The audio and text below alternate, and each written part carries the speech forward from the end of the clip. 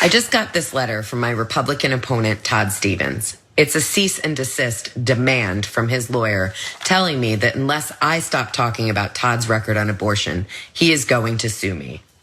Now, I know that the Trump Republican Party has gotten very used to threatening women into silence so that they can work on stripping us of our basic rights. I know that Todd is frustrated that my campaign is shining a light on the true intentions of a Doug Mastriano-led Pennsylvania Republican Party. I know that Todd is frustrated that Planned Parenthood endorsed me instead of him this year because of the very vote he is citing in this letter. I know that Todd would like me to just shut up. I guess he thought that I might scare easily. So Todd, you demanded I stay silent. Well, here is my answer. Melissa Serrano is running against Todd Stevens out there in Pennsylvania for the 151st House seat there. And if you didn't pick up on that, he's upset at her for pointing out his voting record on abortion. Let's look at some of those, because actually this first thing where Stevens' voting record is on issue with abortion, she even pointed out, and we've looked up as well. There's our guy Todd Stevens, and here's a bit of his voting record on it. In 2019, there was a vote on whether or not abortion requiring a funeral for or the cremation of abortion remains. He didn't vote.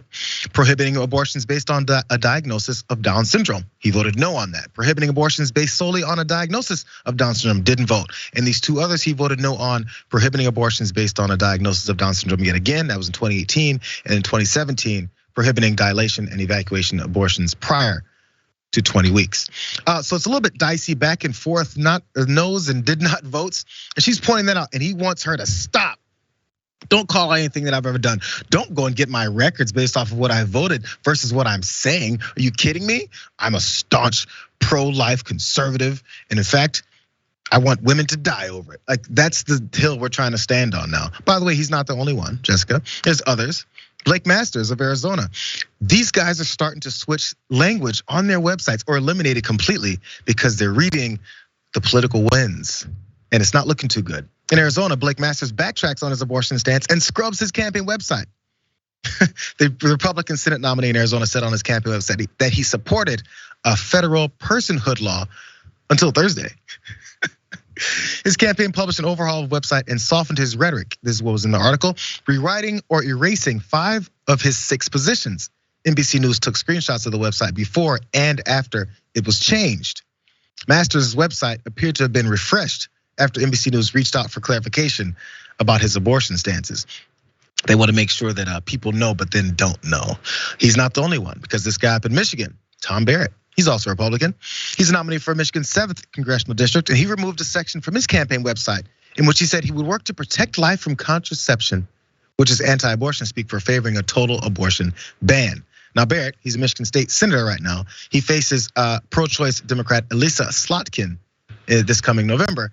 And the website change was first reported by the Detroit News on Sunday.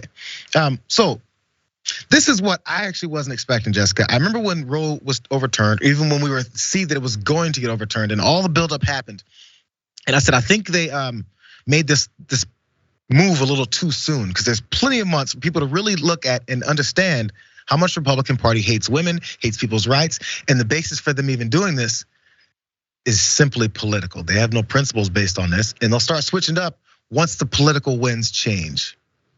Exactly, that's exactly right. If this was really about their values, and they really, really were anti-abortion, and they weren't just doing this as a ploy to get more conservative, socially conservative voters throughout the country to vote for Republicans, even though they don't represent any of their other interests. We know that that's why they support it. If it was actually about their values, they wouldn't be switching up their position the moment it's polling unfavorably and it's likely to hurt their campaign. It's always about power, and it always has been. I'm not gonna wake up tomorrow and be like, you know what?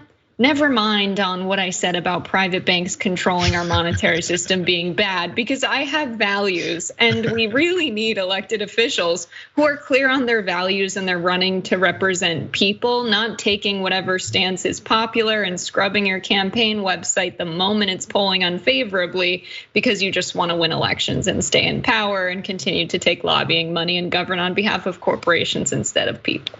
Can you imagine the upside down world if you're running for office and your main stance is when it comes to the economy, because that's like your wheelhouse, is scrubbed? Even if it's polling badly, even if they're like, oh my God, look at this Green New Deal, AOC-like handout woman. You'd be like, damn right. Yeah. Because that's what we're running on. If you have principles. This is the difference between principles and non-principles. Even if people don't like it, you stick by them because you think you're right.